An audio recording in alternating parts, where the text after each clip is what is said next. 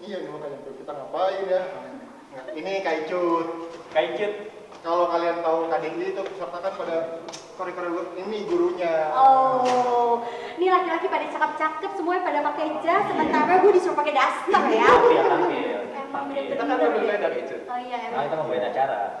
Oke, biasa daster di rumah, ini sekarang gue pakai kerja ya. Iya bisa. Ya. Terus Capek nih Kaicut. Duduknya kali ya, biar seru. duduk aja. Duduk kali ya. Ini nggak apa-apa, udah pada pakai jas. Profile Oh, low profile ya, ya. Oke, baiklah. Ya ampun, ini nggak ada tehnya, nggak ada getuknya apa ya? Ada kue gitu harusnya. Kue putu kek. Maaf nih, sepatunya tebal. Kayak serikaan. Enggak usah gini juga. Kayak mau sekolah. Kira-kira konsepnya kayak gimana kayak gitu? Ya konsepnya begini aja lah, pokoknya daster dengan kaos kaki, sepatu ala-ala Jepang, pakai jaket juga. Berarti anak sekolah mau tidur apa gimana? Anak sebenarnya Ini lebih kan tepatnya seperti anak emak mau sekolah. ke pasar. Tapi di pasar pakai sepatu gitu. Anti becek. Anti becek, anti air. Lu mau bahas sepatu gua? Gua apa mau bahas gua nih? Soalnya pengganti sepatu boot kayaknya itu. Iya bisa ya. Lanjut. Aha. Oke. Sip. Oke. Kita nanya-nanya nih. Iya boleh. Oh, nanya apa? Umur? Jangan ya.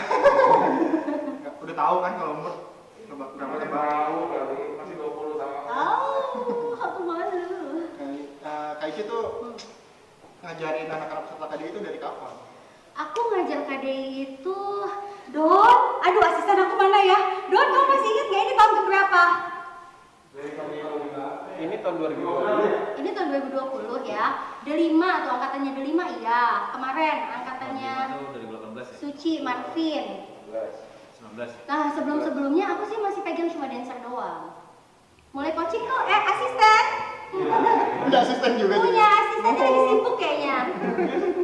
2-3 tahun terakhir ya?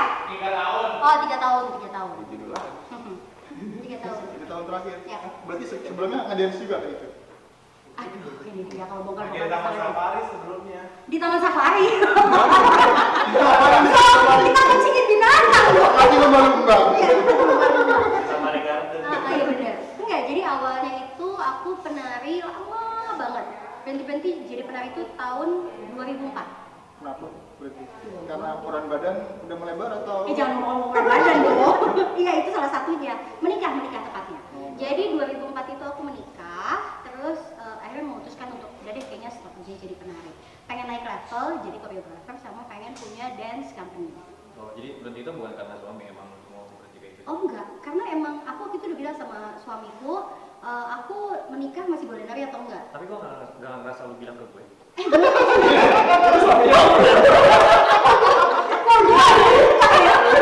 Oke, coba ternyata ini suami Oh, ternyata iya. yang sama juga ya. Emang sih mirip. Udah gedenya sama. Lebih bukan gedenya ya. Iya, jadi aku bilang sama suamiku kan, kalau aku menikah, aku masih boleh dance apa enggak? Masih boleh nari atau enggak?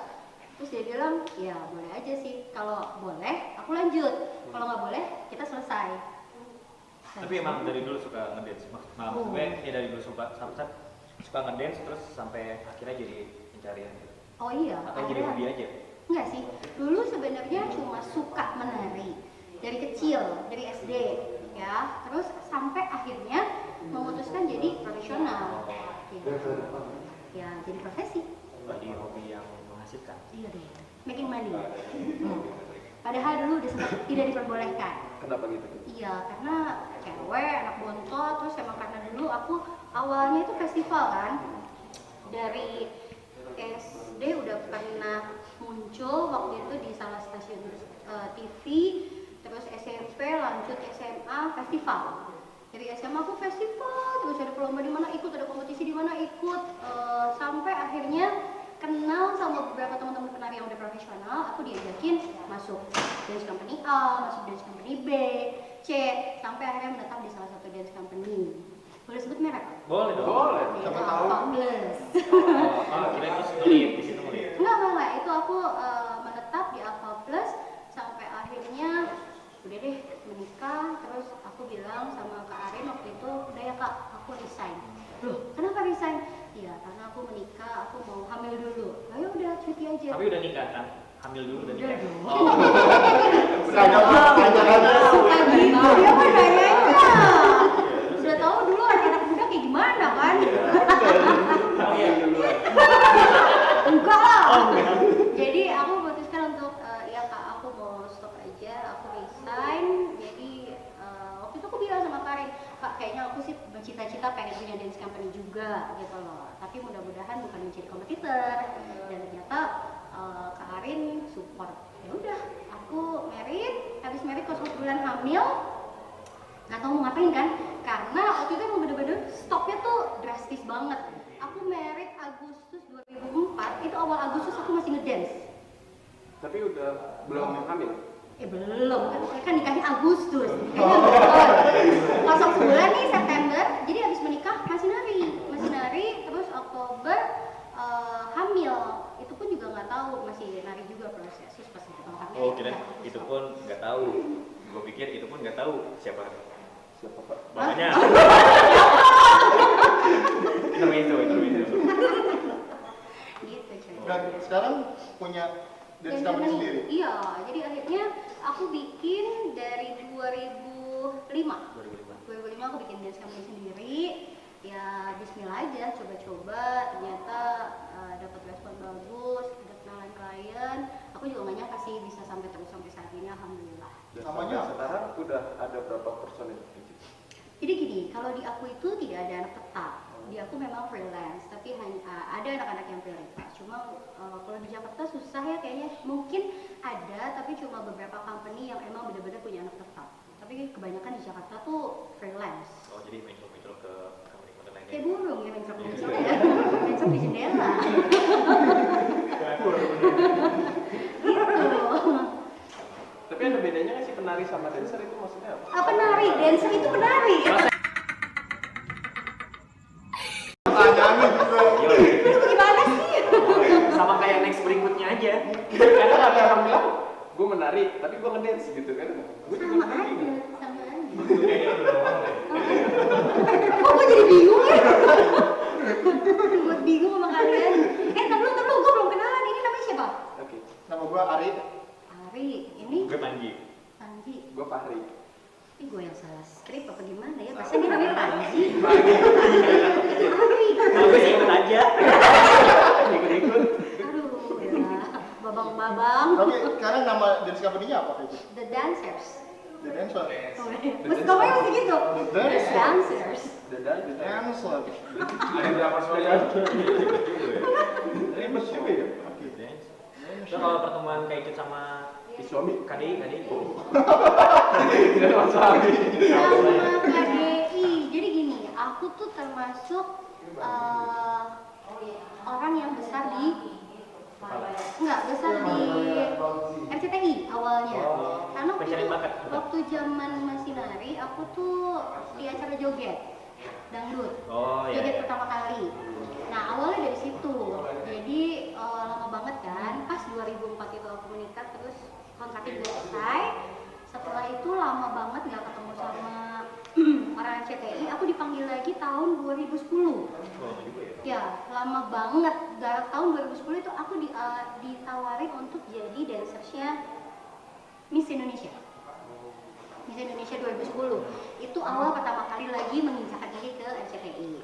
Terus dari situ sering ada show-show di RCTI. Habis itu ya kenal sana sini. Akhirnya aku ditawarin lah sama MNC untuk coaching. Di KDI. Di KDI. Oh, langsung ke KDI. Iya, coaching sih sebenarnya sebelum KDI itu ada apa Ada ya? junior ya? Enggak, Oh, enggak. aku tuh The Voice Kids. The Voice Kids global tuh ya? global. Global. Global TV. Terus I Can See Your Voice juga kan MNC kan, MNC TV. Terus KDI juga. Lumayan banyak ya. Kesan suka dukanya waktu kalau ngajar anak-anak peserta di KDI. Suka dukanya lebih banyak dukanya. Kok bisa? Bukannya ya. Enggak. Jadi gini, ngajarin kontestan itu kan bukan hal yang mudah ya, karena banyak banget orang yang harus aku ajarin dengan karakter yang berbeda-beda. Ada yang bisa nari, ada yang nggak bisa nari, ada yang offbeat, ada yang on the beat, segala macam deh. Ada yang gampang dibilangin, ada juga yang susah dibilangin. Dan terus kebetulan aku tuh termasuk orangnya yang pengennya tuh segala sesuatu perfect. Jadi kalau misalnya ketemu sama orang yang aduh, apa yang aku deliver nggak sampai di dia, itu tuh pasti kadang-kadang suka gregetan sendiri kan latihannya kan. Jadi ya kena omel lah apa segala macam. Tapi makin kesini akhirnya aku harus menurunkan emosi egoisnya jadi koreografer karena ketemu sama orang banyak yang belum tentu semuanya bisa ngikutin apa yang aku mau. Orang berbeda-beda ya. Ya, jadi sebenarnya dari situ aku belajar lagi. Oh oke, aku mulai mengenali karakter masing-masing. Mulai apa ya? Ada pendekatan, nggak cuma sekedar kasih materi, kasih koreografi, tapi ya kita ngobrol, lebih kita in-depth lagi sharing gitu ya. gitu. Jadi lebih ke situ sih, karena menurut aku kontestan-kontestan seperti ini tuh nggak cukup secara teknik aja dibekali, tapi lebih ke mental. Gitu. Tapi kalau dari anak-anak itu kadang ada yang suka apa yang, aduh kayaknya aku capek, misalnya apa yang karena sering ngeluh. ngeluh kan misalnya berat nih misalnya gitu. Pasti ngeluh udah pasti, apalagi kalau yang nggak kuat mental, ya akhirnya nangis. Akhirnya banyak. Nah itu kayak gitu menanggapinya itu gimana? Kita bikin mereka tetap semangat. Iya, sebenarnya sih gini ya, aku awalnya tuh selalu bilang sama mereka kan bahwa ketika latihan emang keras banget. Tahu lah ya, Bang ini teriaknya kayak cut kayak gimana kan ya, apalagi kalau lagi. Coba boleh dibalikin teriak.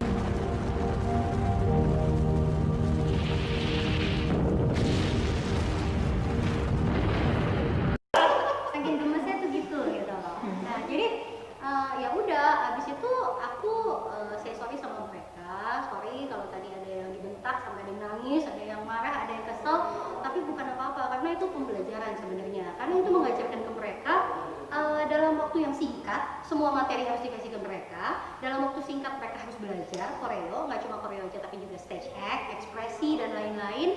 Yang menurut aku waktu yang instan harus merubah mereka instan juga. Jadi ya aku berusaha untuk semaksimal mungkin gimana caranya mereka di stage tampil oke lah gitu. Say sorry, minta maaf, tapi habis itu ya udah aku semangatin lagi. Gitu. Ya mudah-mudahan sih gak ada sakit hati ya. Kayaknya sih banyak. Mohon maaf, aku kok jadi ngeri ya. Tapi kan kayak kadang itu kan seminggu sekali. Waktunya itu kan kalau buat ngelatih mereka itu Mepet banget. Jadi kita Senin live nih. Selasa aku libur, Rabu aku start latihan. Kamis aku latihan, Jumat libur, Sabtu kita JR, Minggu kita libur, Senin kita live. berarti hitungannya latihannya itu cuma 2 hari. Cukup itu untuk melatih 2 hari yang serba instan. Enggak. Enggak dong. Nggak cukup sebenarnya, karena menurut aku untuk bisa membuat orang jadi bagus nggak cukup latihan instan juga. Sebenarnya kan harus dalam waktu yang lama ya, membiasakan dia gitu loh. Tapi ya mau nggak mau, kalau udah kecebur acara-acara TV serba singkat semua kan, serba ekspres semua gitu. Tinggal gimana caranya kita mengemasnya aja. Jadi bisa tampil komplit walaupun setiap anak-anak itu ada kekurangan, ada kelebihan. Gimana yang anak murid kayak gitu? Coba sih udah nggak bisa ya, walaupun Udah emang ya? pertamanya emang agak keras juga nih. Gue pikir kok Kaicit galak banget, gue hampir sempet yang tadi Kaicit bilang off beat lah, gue on beat lah. Akhirnya gue percaya aja sama kemampuan gue ya. Alhamdulillah, makasih ya Kaicit. Akhirnya terbentuklah boy band ini ya. 3 bujang lapor. Bisa dicontohin nggak basic-basic yang udah diajarin kayak gitu? Iya. Coba dong. Nggak bisa. Garing. Iya, Dia malu. Tapi kadang kalau misalnya ada peserta tuh misalnya ada treatment itu ada dancer itu koreonya mereka sendiri ada ditentuin sama kreatif atau dari kayak gitu? Enggak, jadi gini, aku dapat brief kreatif, Kaicit treatmentnya mau gini. Oke, aku tampung, aku lihat. Nah, nanti ada part kita buat di mana dia bisa berkoreo, di mana dia di sini blockingnya ke kanan, ke kiri, ke atau ke depan. Terus nanti apakah di interlude ada koreo lagi gitu ya. Terus kalau misalnya ada dancer, biasanya suka aku gabungin, suka aku barengin biar terlihatnya wah ternyata si penyanyinya bisa juga ya berkolaborasi gerakan-gerakan yang sama penari. Jadi nggak cuma masing-masing aja gitu loh. Sebenarnya kalau treatment dari kreatif, tapi untuk eksekusi di lapangannya ada aku sama ada asisten aku juga, Kak Doni. Jadi misalnya si kreatif kasih lagu Kaicut nih, lagu gue ini. Iya. Kaicut berarti mikir, oh gue lagunya ini narinya seperti apa gitu. Iya. Oh berarti Kaicut bikin sendiri. Iya. Wih, keren juga. Gitu. Ya mau nggak mau Itu ya. kadang on the spot atau sebelumnya udah oh lagu ini yang harus gini harus gini harus gini. Kadang gini, kalau kita ngajar orang awam, aku tuh nggak terbiasa buat koreo dulu, terus nanti baru eksekusi. Jadi paling nggak aku denger lagunya, Oh iya. kira-kira aku tahu nih, oh oke di part ini bisa nih, oh di part ini bisa nih. Nah, baru aku eksekusikan di lapangannya, langsung barengan sama orangnya. Karena gini, kalau koreografer itu kan punya egoisnya masing-masing. Kalau misalnya, enggak, aku tuh maunya gini, kamu kesini, kamu kesini, kamu kesini. Tapi kan belum tentu bisa. Yang waktu itu ya Karya, gak bisa Iya, terus. iya, iya, Sekarang gua kan nggak bisa bisa. sih. Karya udah, terserah deh, kamu mau apa? Kayak Jadi gitu. gue Ribet sendiri. jadi ketika eksekusi langsung, ternyata gerakan yang aku kasih yang kayak gini nggak bisa. Oh, oke, ya udah aku ubah deh, misalnya lebih mudahnya. Jadi langsung berkomunikasi. Nggak bisa buat dulu nanti terus langsung agak susah. Karena aku harus terus adaptasi sama mereka. berarti emang harus punya ini ya, ibu jenis tinggi. Maksud gue, Kaicut dengerin aku, Iya. apa berhayal kan pasti kan? Iya. Oh, kayak gitu. Plus disesuaikan sama karakter mereka masing-masing. Oh, wah, disimpulin lagi ya? Iya, karena gini, gerakan A yang kita kasih ke dia, di aku ngelihatnya enak, di dia belum tentu enak, gitu loh. Jadi emang susah kan. Cuma aku selalu bilang sama mereka, kalian harus explore lagi. Oke, aku kasih gerakan A, tapi bukan berarti kamu kayak jadi followers terus yang aku kemana kamu harus ikut ini, enggak. Kamu explore bisa kemana juga sih. Jadi enggak melulu terus pokoknya kamu kesini harus A, ini harus B, enggak gitu loh. Tapi aku lihat kelebihan mereka apa, itu yang kita bangun juga gitu. Ada faktor X nggak sih? Maksud gue kalau misalnya lo menjadi dancer ada faktor X. Maksud gue kayak ada faktor gen kah atau apa gitu? Enggak sih sebenarnya. Emang tapi sih. di keluarga Kaicut backgroundnya nggak ada yang seni gitu? Kita suka seni, tapi kebetulan yang ngedance cuma aku doang. Oh, baik. Iya, kakak-kakak tuh waktu itu tuh lebih ya mungkin lebih ke musik kali ya. Jiwa seninya ada juga. Tapi kalau yang bener-bener yang ngerintis dari bawah sampai akhirnya jadi profesional, jadi profesi, cuma aku doang Kaicut. di seni gitu. Tapi Kaicut bisa main suling. Gimana? SD sih kebetulan saya bisa main suling. Ya menang. Kan ada kan ngedance main suling? Ada sih. Ada. Tetetet. Jadi kok sepi sih? Iya bener. Seru lah. Pokoknya jadi penari itu menurut aku banyak banget manfaatnya. Karena nggak cuma sekedar bisa nari, tapi aku ngerasain sih dari nari itu aku jadi bisa kemana-mana. Karena waktu setelah stop dance, aku diajakin MC. MC MC.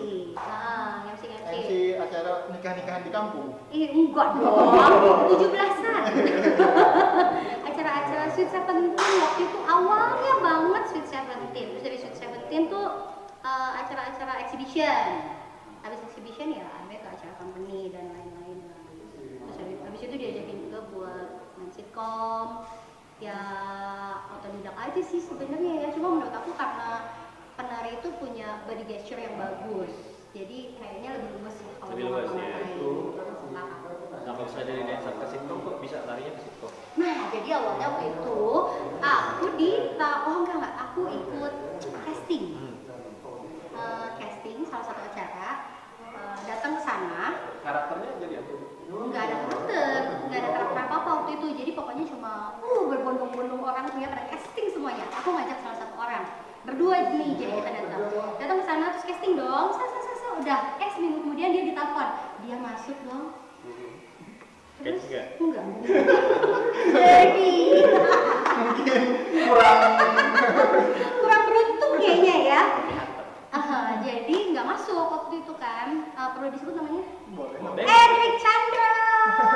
Selamat, waktu itu kamu masuk extravaganza. Berarti barengan yang komis ya waktu itu ya? Hah? Kayak komis kan sih? Enggak, setelah itu. Setelah Pokoknya komis. angkatan-angkatan terakhir deh ya. Sisa-sisaan program itu lah ya. Terus habis itu, ya Icut, iya aku nggak ditelepon. Ya oke sedih lah, baik lah ya, udah. Nggak lama ditelepon lagi. Kayak Cut, kita mau casting lagi. Aku mikir, aduh kayaknya pasti-pasti aja deh ya kalau casting kayaknya suka bisa gimana gitu kan. Tapi akhirnya penasaran nih, aku casting lagi lah. Casting waktu itu sama salah satu agensi. Terus dia bilang gini, kamu bisa apa? Bisa nari? Selain nari, nyanyi bisa? Kebetulan udah bisa. Apa lagi? Udah, cuma nari aja. Aku bilang gitu kan. Casting. Ternyata diajakin workshop. Awal aku main sitkom di situ. Ya, itu yang sekarang ini, yang kemarin bukan? Awal sitkom. Oh. Apa boleh disebut ya sebenarnya? Boleh. Itu akhirnya datang juga. Berarti udah 2 kali dong kayak. Maksud gue ikut casting 2 kali. Pertama yang tadi apa? Extravaganza, terus yang terakhir akhirnya datang juga. Berarti udah lama juga dong kayak gitu. Udah. Akhirnya datang juga itu aku kalau nggak salah sekitar 2007-2008 ya. Kalau si itu lebih lama. Masih ada, beliau masih ada. Oh, iya, masih ada. Beliau masih jadi juri waktu itu. Gitu, Didi Petet. Nonton ya? Nonton. Tapi kamu udah tahu dong. Enggak. Iya, enggak kalau gue lihat terus sekarang gue suka. Karena gue suka.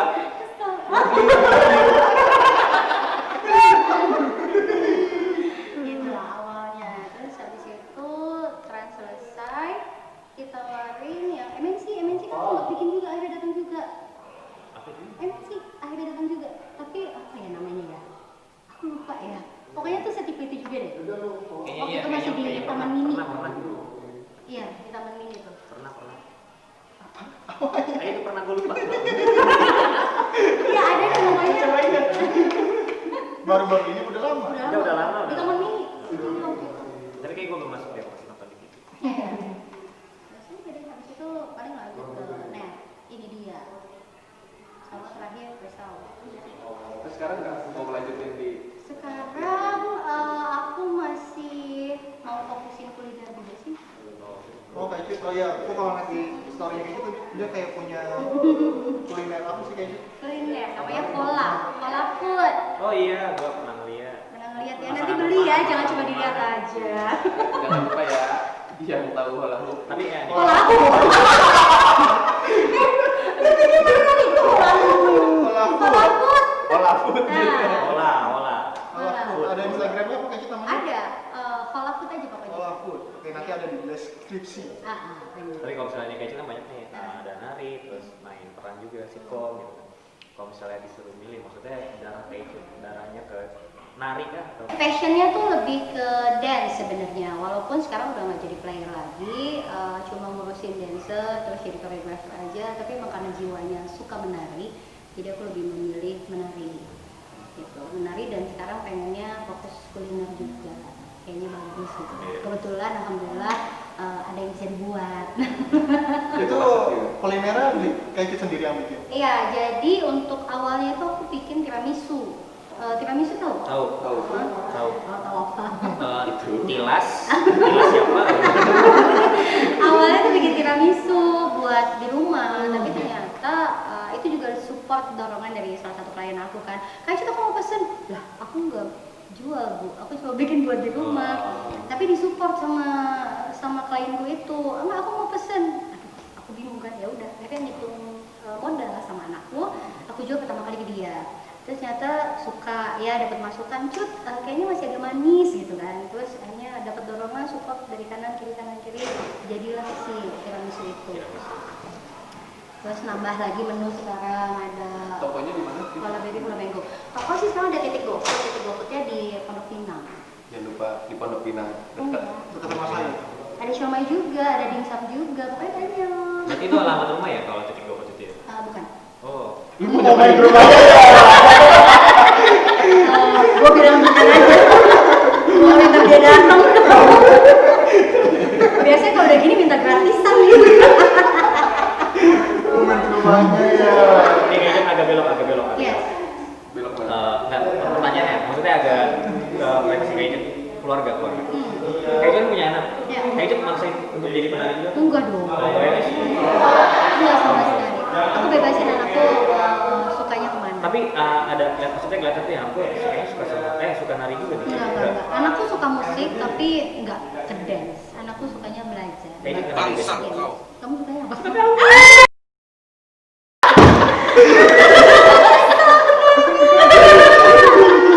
Lu gak bantuin gue deh.